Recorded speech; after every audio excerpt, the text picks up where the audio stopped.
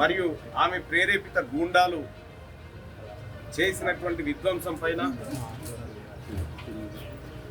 ఆమె సృష్టించినటువంటి అరాచకం పైన గౌరవ మండలి చైర్మన్ గారు, మా సంరక్షకులు, ఆయన ఫిర్యాదు చేయడం జరిగింది. ఎథిక్స్ కమిటీ ముందు ఉంచి ఆమెను విచారించి ఆమె సభ్యత్వాన్ని రద్దు చేయాలని చెప్పి కోరడం జరిగింది.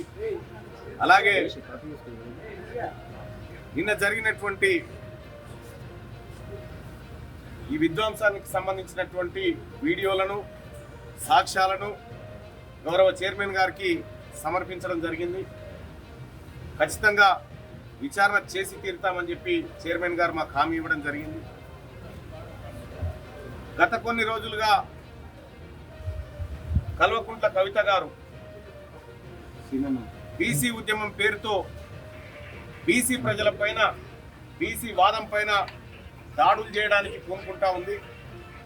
ఇదే మండలి సభ్యురాలుగా మండలి నియమాలకు కట్టుబడి ఉంటానని ప్రమాణం చేసినటువంటి ఒక మహిళ మా పైన హత్యాయత్నాలకు ప్రేరేపించడం అనేది దురదృష్టకరం. దీన్ని ఖచ్చితంగా ప్రజాక్షేత్రంలో ఎదుర్కొంటాం. తెలంగాణ రాష్ట్రంలో ఈసీలు రాజకీయం చేయొద్దనేటువంటి దురుద్దేశంతో తర్వాత ఆమె అహంకారం 18 నెలలైంది, వాళ్ళ పవర్ పోయి ఇంకా అహంకారం తగ్గకుండా నెత్తికెక్కి ప్రజలపైన హత్యాయత్నాలు చేస్తున్నటువంటి కల్వకుంట్ల కవిత గారి పైన కాసేపట్లో డీజీపీ గారు కూడా ఫిర్యాదు చేయబోతా ఉన్నాం. ఈ దాడిని తెలంగాణ రాష్ట్రంలో ఉన్నటువంటి బీసీ సమాజం అంతా ముక్త కంఠంతో ఖండించింది. ఎక్కడికక్కడ కవిత గారి దిష్టి బొమ్మలను తగలబెట్టి శివయాత్రలు ఊరేగిస్తా ఉన్నారు. ఇప్పటికైనా కవిత గారికి చెప్తా ఉన్నాం, ఈ చిల్లర పనులు బంద్ చేసుకొని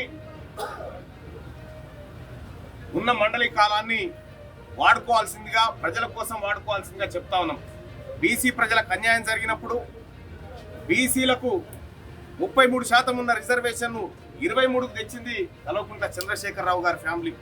బీసీలకు అన్యాయం చేసినటువంటి వాళ్ళు వాళ్ళ బీసీల పేరుతో దొంగ నాటకాలు ఆడితే చూస్తూ ఊరుకోవడానికి బీసీ సమాజం సిద్ధంగా లేదు.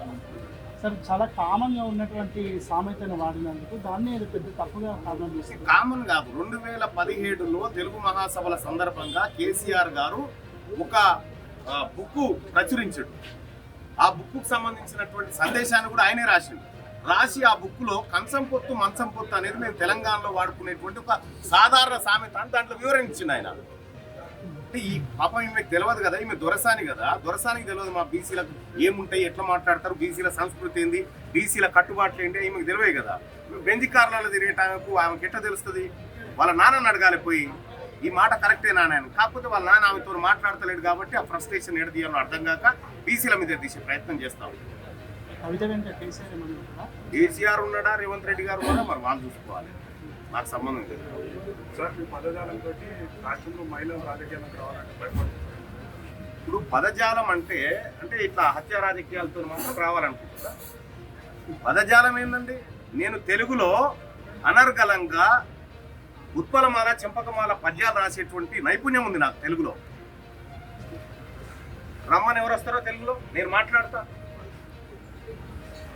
నేను రాసిన పద్యాలు, నేను రాసినటువంటి యతిప్రాసల మీద రాసినటువంటి అంతా తెలుగు లేకుంటున్నా. నాకు అన్నీ తెలుసు, ఏ పదాలు వాడాలి, ఏ పదాలు వాడకూడదో తెలుసు నాకు. ఇలా కేవలం బీసీల రాజకీయాన్ని ఆపాలి, బీసీల రాజకీయ పార్టీ నిలవరించాలనేటువంటి ఒక ఇంటర్నల్ ఉద్దేశంతో జరిగిందే తప్ప ఇంకొకటి కాదు.